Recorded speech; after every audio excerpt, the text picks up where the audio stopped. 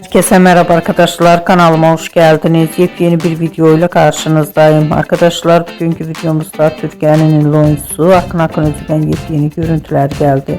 Ben de bu muhteşem görüntüleri sizler için YouTube kanalımda video halinde sunuyorum. Umarım beğenirsiniz. Arkadaşlar, videomu beğendiyseniz kanalımı izlemeyi ve bildirim butonuna basmayı unutmayın. Şimdilik benden bu kadar olsun. Yeni videomuzda görüşmek üzere. Hoşça kalın.